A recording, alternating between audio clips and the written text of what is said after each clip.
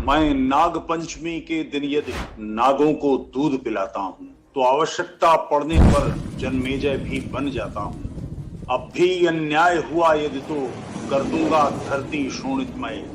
हिंदू जीवन, हिंदू तन मन, रग रग हिंदू मेरा परिचय। जय हिंदू राष्ट्र। ब्रज भाषा के साहित्य में कुछ विशेष महत्वपूर्ण ग्रंथ हैं। उनमें से एक 52 वैष्णवन की वार्ता है और बहुत सारे लोगों ने पद लिखे हैं। उस काल के बाद भी ब्रज भाषा में रचना हुई है। एक संत हैं, कृष्ण परंपरा के तो नहीं हैं मगर संत तो हैं, नोएडा में ही रहते हैं, विनय कृष्ण दास जी। उनका एक पद है, टूट गया पिछवाड़ा प्रभु जी, टूट गया पिछवाड़ा, गलत जगह थी मगर सही भारत ने डंडा गाड़ा, टूट गया पिछवाड़ा। इसे परिहास मत समझिएगा, ये वस्तुतः गंभीर विषय है। भारत ने पहलगाम में निरपराध निर्दोष पर्यटकों के ऊपर नृशंस आघात करने वाली, जहां से वो उपजती है, उनके केंद्र हैं, उन पर मिसाइल फायर की। और जो उसमें सबसे प्रमुख लोग हैं वो तो बिल्कुल भैं भैं भैं भैं करके रो रहा है। इस दिन देखने से पहले बेहतर था कि मैं मर जाता। आएगा बेटे, तेरा भी नंबर आएगा। तो ये छोड़ा था, गलत काम किया था। सरकार बहुत खराब थी, पौरुषवान सरकार नहीं थी। ये बड़ी बुरी बात है। कंधार कांड में जो लोग छोड़े गए, बहुत बहुत खराब काम था। ये बात समझ में आती है अगर वो डायरेक्ट किडनैपिंग हो जाती है, हाईजैक हो जाता। उसने अमृतसर में रुककर पेट्रोल भरवाया प्लेन ने। 2 गाय आगे खड़ी हो जाए, एक जीप आगे पार्क कर दी जाए तो प्लेन उड़ नहीं सकता।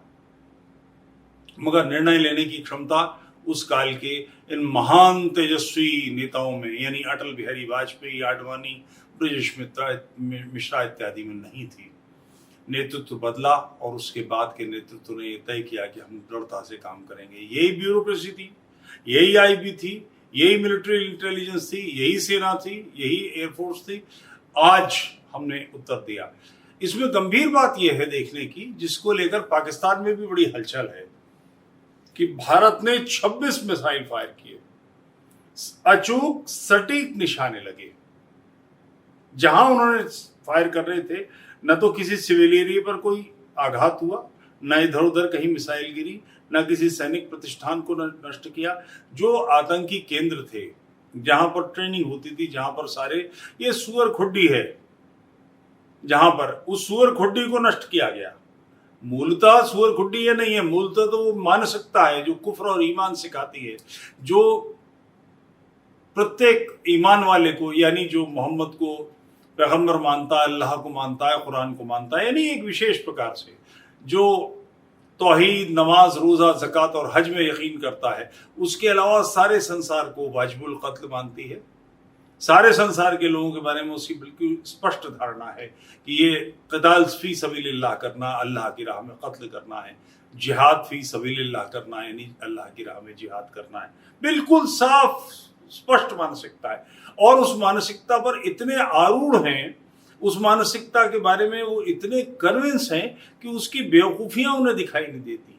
वो ये मानते हैं कि ये जो कुछ हो रहा है ये फिसाद फिल अर्ज़ है, गुनाह को, जुल्म को खत्म किया जा रहा। मतलब फिसाद फिल अर्ज़, ये पृथ्वी, ये धरती, कल्पना करें 300 से 400 ट्रिलियन, मिलियन, बिलियन, ट्रिलियन, गणना करके देखिए, कागज पर जीरो लगा के देखिए, पता लगा कितने हैं। 300 से 400 ट्रिलियन गैलेक्सीज हैं और इससे आगे पता नहीं क्या है। ये हमारी सीमा है जहां तक हम समझ पाए हैं। आगे और अनंत है, इसका कोई विस्तार का हमें अंदाजा नहीं। प्रत्येक गैलेक्सी में 200 से 400 ट्रिलियन तारे हैं, यानी 300 से 400 ट्रिलियन इंटू 200 से 400 ट्रिलियन। इतने बड़े विस्तार को इनके मुताबिक, इन मूर्खों के मुताबिक, अल्लाह मियाँ ने इसलिए बनाया है कि इस पर एक टुइयां सी धरती बने। टुइयां मैं इसलिए कह रहा हूं कि सूरज के सामने धरती का कोई अस्तित्व नहीं है। और इतने बड़े बड़े तारे हैं जो 1 लाख सूरज निकल जाएं, इतने बड़े बड़े हैं, जो अपनी गैलेक्सी की स्पीड को, टाइम को डायलेट करने की क्षमता रखते हैं, इतने बड़े बड़े हैं। ये सब कुछ खगेड़ इसलिए हुई है कि टुइयां सी धरती पर मोहम्मद को पैदा करना है, और वो धरती मोहम्मद और उसके मानने वालों के लिए है। उन सब पर फर्ज है कि वो मोहम्मद की सुन्नत को, मोहम्मद के किए धरे को, उसके कर्तव्यों को, उसकी करतूतों को सामान्य मनुष्य अपने जीवन में उतारे, यानी मुसलमान अपने जीवन में उतारे। और वो क्या है? वो ये है कि जो इनको नहीं मानता, यानी यहूदी, ईसाई, पारसी, हिंदू और हमारे सारे वर्ग, जैन, बौद्ध, सनातनी, आर्य समाजी, सिख इत्यादि, सब सारे शिंतो वाले, नास्तिक वगैरह वगैरह, ये सब मार डाले जाने चाहिए। तो ये जो उन्होंने किया, जो भारतीय निर्दोष नागरिक मारे, वो उसका क़िताल फी सबीलिल्लाह का प्रकटन था।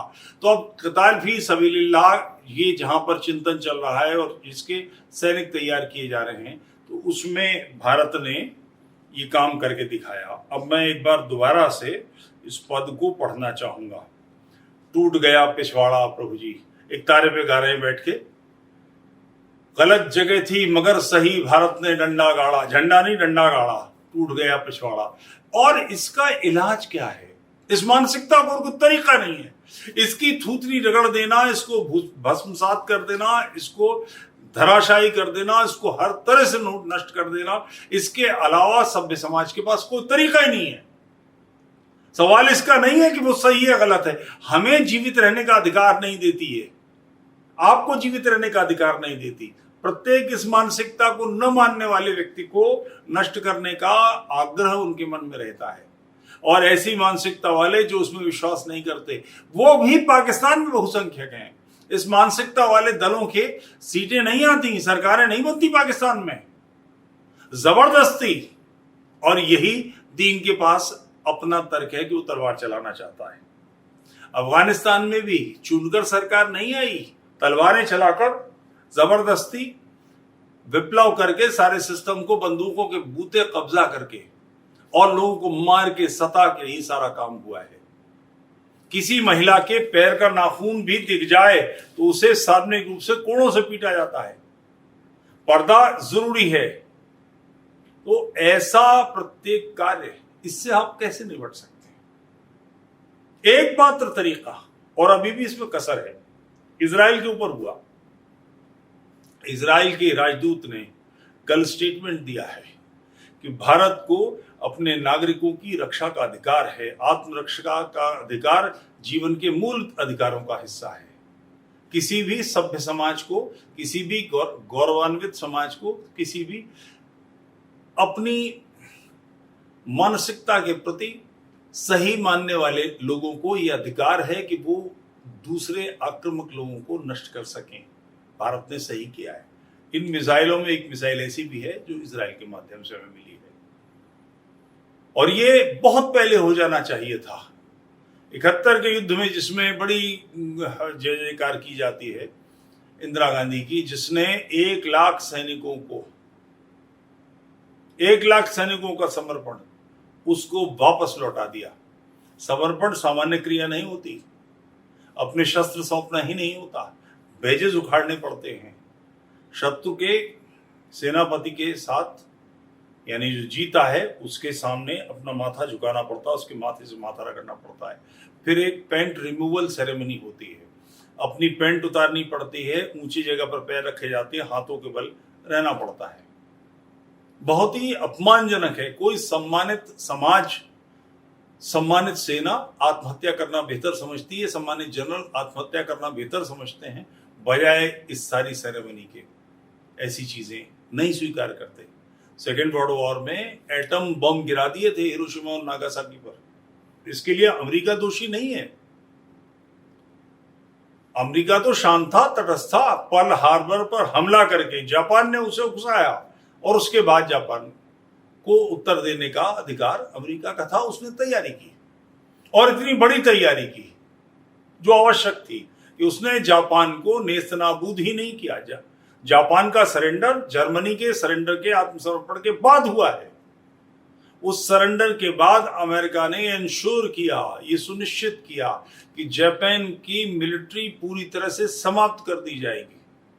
काश 71 में कर दिया गया होता। उस समय कहा था तारिक फतेह साहब ने, उस समय कहा था कि पाकिस्तान की मिलिट्री को पूरी तरह से निशस्त्र कर दीजिए, यानी रिवॉल्वर पिस्टल ऑफिसर के पास छोड़ के बाकी जितनी गन्स हैं बड़ी, जितनी तोपखाने हैं, टैंक, सारी चीजें ले लीजिए। 2-3 सेरेमोनियल टैंक छोड़कर बाकी सारे टैंक ले लीजिए। 1-2 प्लेन छोड़कर बाकी सारे जितने उसके लड़ाकू जहाज हैं सब ले लीजिए। हम कर सकते थे ऐसा, मगर ये जो महान नेत्री हैं उन्होंने भारत के माथे पर जीतने के बावजूद पराजय लिख दी। हाजी पीर का दर्रा हमने अपने खून से, हमारे सैनिकों ने अपने खून से जीता था। 1-1 इंच के लिए लड़ाई लड़ी थी, उस दर्रे को फिर से लौटा दिया गया। ये समय है पाकिस्तान को पूरी तरह से नेस्तनाबूद कर देने का, तोड़ देने का। और इसके लिए यदि 2.5 मोर्चे पर संघर्ष हो, तैयार रहिए इसके लिए। अगर आधा मोर्चा सक्रिय होता है तो इसका भी इलाज करने का ही समय है, इसे भी नष्ट करने का समय है। दोनों मोर्चों पर तो लड़ ही लेंगे हम। अंदर की स्थिति भी पूरी तरह से, जो सड़क पर आए, जिसने पाकिस्तान जिंदाबाद का नारा लगाया, उसकी मरोड़ना ये हमारा धर्म है। घरों से निकलने के लिए तैयार रहिए, तेजस्वी बनिए, सशस्त्र बनिए, प्रैक्टिस कीजिए। पाकिस्तान को पूरी तरह से 4 टुकड़े करना और इसकी मिलिट्री को पूरी तरह से नष्ट कर देना, इसकी सैन्य क्षमता को पूरी तरह से नष्ट कर देना, क्योंकि ये मानसिकता ये मानती रहेगी कि ये क़िताल फी सबीलिल्लाह, अल्लाह की राह में कत्ल करना है, काफिरों को नष्ट करना है, काफिर खत्म करने हैं। ये फिसाद फिल अर्ज़ है, धरती पर फसाद है, यानी जो नॉन मुस्लिम्स इस धरती पर रहते हैं वो फसाद है, वो गुनाह है, वो जुल्म है। जब वो कहते हैं कि जुल्म को खत्म करना है तो इसका मतलब ये है कि काफिरों को खत्म करना है। जुल्म का मतलब ये नहीं कि जो अत्याचारी हैं, जो बलात्कारी हैं, जो चोरी करते हैं, डकैती करते हैं, बदमाशी करते हैं, उनको नष्ट करना है, ये मतलब बिल्कुल नहीं है। जुल्म का मतलब है जो इस्लाम को नहीं मानते उन सबको नष्ट करना है। तो इस मानसिकता को ढेर करने का समय आ रहा है और 1947 के बाद दोबारा से राष्ट्र को यह अवसर मिल रहा है। उस समय विभाजन पूर्ण नहीं हुआ, जनसंख्या का स्थानांतरण नहीं हुआ। गांधी और नेहरू जैसे राक्षसों ने भारत माता के माथे पर पराजय लिख दी। उस पराजय के कलंक को धोने का, वापस जगमगाने का अवसर आ रहा है। तैयार रहिए, सन्नद्ध रहिए, चौकस रहिए, चाबंद रहिए। जय हिंद राष्ट्र।